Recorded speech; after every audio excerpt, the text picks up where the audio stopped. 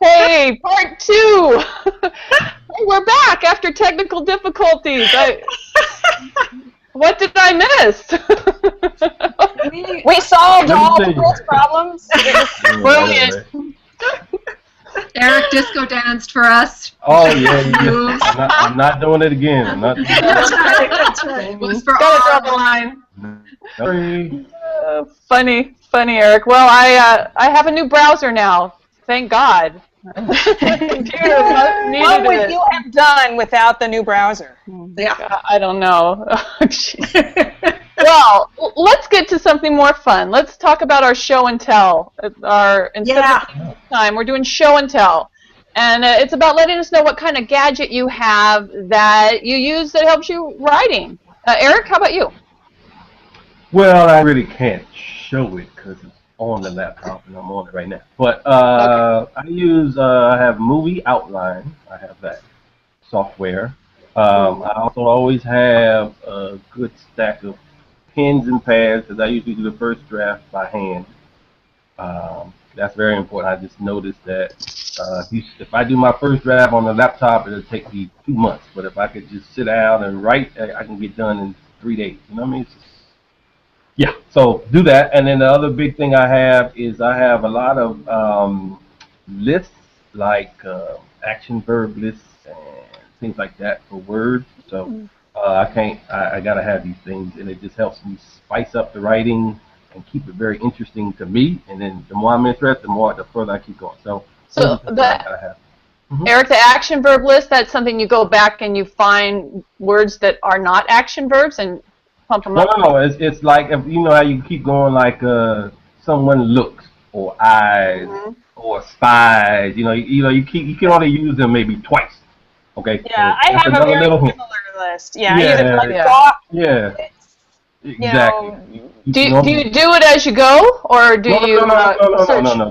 This is after the draft. So I'm doing. But I'm just saying, like, there's certain things I gotta have before I write. So outline and things like that. So yeah, but mainly the software and the pen and the pad. I'm hardcore gorilla stuff. I'm like that. Heidi, how about you? I can't take credit for this, but I have on my desk, and I took it down from the newspaper. It's about 1 inch by 1 inch by 1 inch, roughly, whatever the math is for that. And it's something that Annie Lamott talks about in Bird by Bird, which is, if you haven't read it, is one of the most wonderful books in the world about any kind of writing. And it's for the days where I may be thinking that a Say Yes to the Dress marathon would be, really good, because I'm feeling overwhelmed by and she says, you can always fill up this much with writing. Just fill up a little square with writing. And generally when you just go, I'll just fill up a little bit. And then by the time you're doing that, you're into it. And, maybe 5-10 pages later, you're really glad that you did not, in fact, spend 8 hours watching Say Yes to the Dress. Right. I like that. Yeah, that's something that happens a lot to me. Eric, how about you? Me too. You watching Yes to the Dress? When I'm in my romantic comedy feeling, yes. Yeah, then you need it. Yeah. Nicole Jones-Dion, how about you? I'm like Eric. I have my notebook, my pencils. I do everything. I do notes in longhand, and then I do everything else on the computer. I use Word. I've got Final Draft as my screenwriting tool of choice. I guess the one other little thing that I have, which is kind of cool, which is a new addition to my arsenal this year, is I got a treadmill desk, because I was sitting. So jealous. I was hoping you mentioned that. How wonderful. It's awesome, because now I'm like walking 5 miles a day while I'm typing, and it's good. I mean, I'm not losing a ton of weight, but at least I'm not sitting all the time, and that's the main. How wonderful! Yeah. Oh. Yeah, it's cool. I like it. Gotta be good. We need a picture. We need a little video of you doing that sometime. I'm on it right now, so you can really see. That's so cool. Very cool. Yeah. Neat. Nicole Keefler? Yeah. What's your little trick? I'm really into that. I'm going to be definitely looking. I've looked a little bit online for them on, I guess, on Amazon. Because I'm in the process of a rewrite, I have my massive bulletin board. So basically, I have as big as you can get. I divvy it up into acts 1, 2, 3, and then within that I use the mini movie method, Chris Soth's screenwriting method. So I then split it up into 1, 2, 3, up to 8. And I have my index cards. It's like the old-fashioned way. And I know Final Draft and other screenwriting programs have the capacity to do it. I just need to be able to visually see it in big, to step back, to be able to sort of, you know, move the scenes around and do that kind of thing, so that it's very tactile for me, you know, and very visual. So I would say right now. And the other thing that I have that I love is when I'm doing, when I'm just working on characters and character descriptions, I have a list of, I think, 500 character traits or something. It's probably about 500 traits, which is really helpful, you know, so you can really start kind of creating your people to make them sort of multidimensional and more interesting. And I actually so that's really helpful. like to see that, if you wouldn't mind sharing. Oh, sure. Yeah, of course. Cool. Absolutely. Very cool. Yeah, I Google synonyms for stuff all the time. I have thesaurus on, it's like it's always open, thesaurus.com. There's just to add to that, there's one that's a little, I found it a little better than thesaurus.com, which is powerthesaurus.org. Okay. That one has like, whoa, like that's a whole draft onto itself. Like I have a whole draft at the end when I'm polishing, where it's just I'm going line by line and like, oh, I need a better word here. Like I mean, is that the ones where it's in colors? And listed? No. Oh, okay. I have one that comes up in colors. I think that's the visual. The visual one. It colors it like which ones are more accurate. I don't know. Right. But the other thing I do, you guys were talking, I just thought about it, is that for every script I have on iTunes, I make a playlist.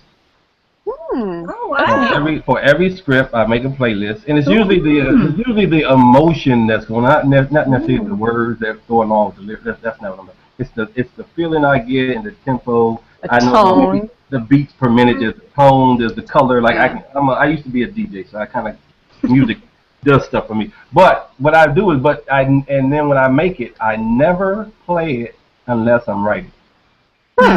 Interesting. That's smart. Unless I'm writing. And I'm telling you, as soon as you sit down and certain songs fill you up, you're like, oh, try it. Yeah. No, music is big. Music is big. My confession regarding music is I listen to these, I think they're called binaural beats, where it's supposed to be like the delta wave or whatever, the beta wave, where you listen and it's supposed to help your creativity. And I don't know if it helps, but yeah, it's just like this weird white noise kind of running in the background. Right. And if you can stand it, the beauty of YouTube is you can go get the soundtrack to a movie that's just like your movie. Yeah. Download with the soundtrack. Oh, that's a good idea. Yeah, get you right there. Professionals are picking it for you. Well, one of mine is the iPhone, the memo. I tend to I put my headphones into this. I get my coffee and I walk around and talk to myself about my story. If I ever just fantastic. Yeah. Great idea. Sometimes I listen back, but a lot of times I just then I go right to the computer, you know. Yeah. It's just something to do. Excellent. Those are all good things. I might try them all. I definitely should, right? Yeah. Absolutely. Moving on, we've got a question from the audience. This is a pretty cool one. It's like, at what point did you realize you were technically a professional writer? When did it hit you? And basically, how long did it take you to get there? Heidi? It has to be when I got my first paycheck. As a writer and performer, when I was working with a sketch comedy group in New York, these many years ago, and it did take a good couple of years. And believe me, I couldn't quit my day job at that point. But it was a pretty huge thrill. You know, it was from a TV station, a local New York TV station, and it was a pretty big thrill. Nicole Jones-Dion, how about you? I guess the thing that made me realize I was on the right track was when I won a competition and got a nice check from that, and that's when I was like, oh, okay, I can do this. It just kind of gave you that validation that, you know, that it was something that you were good at, and maybe there is a possibility to turn this into a career. That was a very long time ago, but it was good. It kind of gave you that you know, that little nudge, a little pat on the back, and says, "Yeah, keep going, because this is something that you can do." Nicole Keefler, I love that. You need those things, right? Yeah. Yeah, absolutely. Yeah, I'm with Heidi. For me, it was my first contract and my first paycheck felt really good. The second and third and fourth felt even better. And I think the other thing, the thing I mean, it's not like it's something that is useful to me necessarily in my day-to-day life of writing. But I have to say, the day that I became a member of the Writers Guild of Canada was like, I was pretty darn chuffed. You know, it was like, I'm in. Wow, this is like cool job. You know, I felt really privileged. That's great. Heidi too, right? It was a big thrill. My husband and I went out to our favorite local French restaurant, and champagne was consumed. It was a very big honor.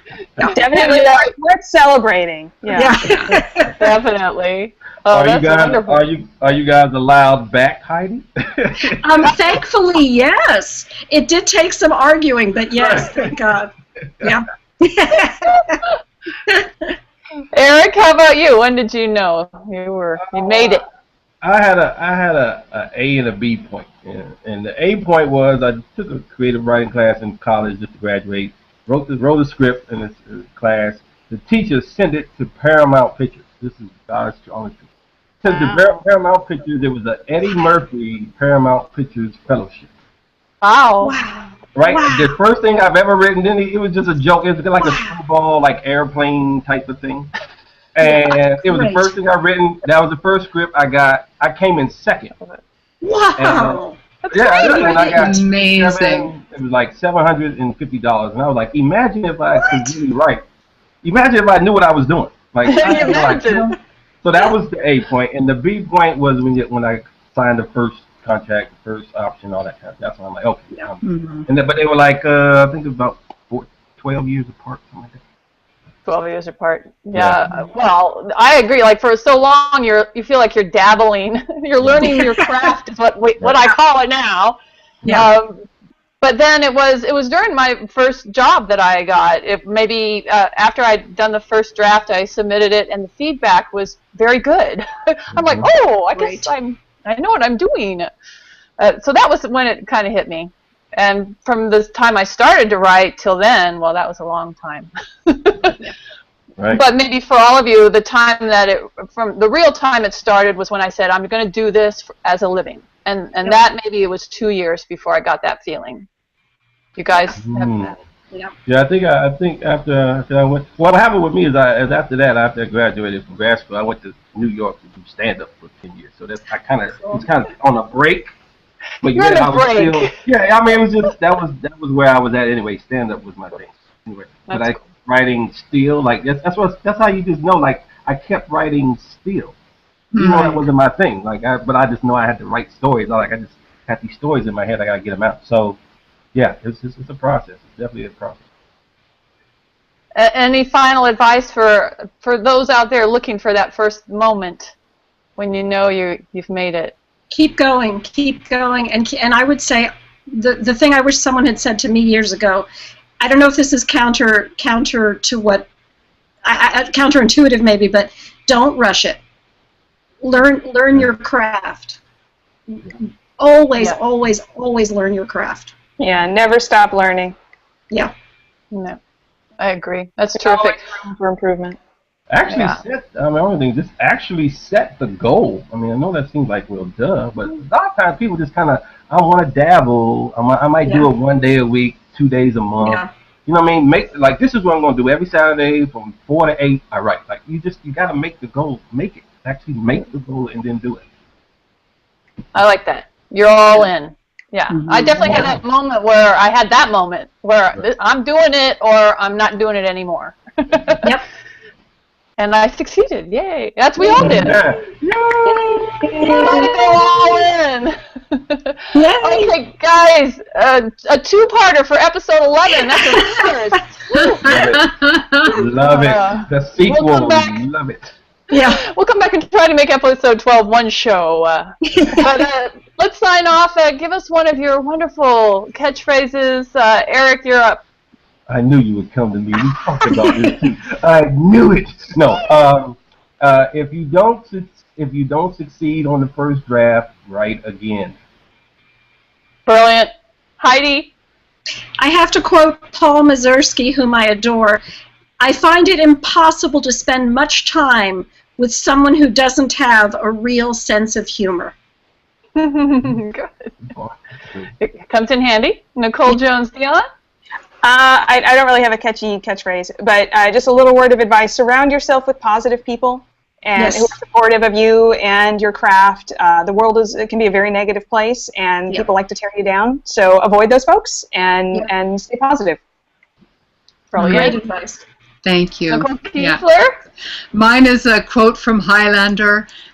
There can be only one. And what I like about that, or what resonates with me, is I'm looking at all of you, and we are each our own people. Like, there's only one you and there's only one you, Nicole, and yet we're all writing and we're successful. And so I would just say that as sort of a little thing of inspiration to all the writers out there. Just find your own voice. There's only one you, and discover who you are as a writer.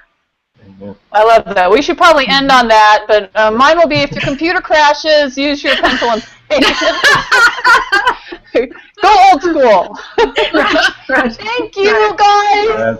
Thank you. Thank you, Anne. Thank you all. I know you all. Bye, guys. Working writers. So we'll catch you guys in the next episode. Please like our show and subscribe. Happy writing.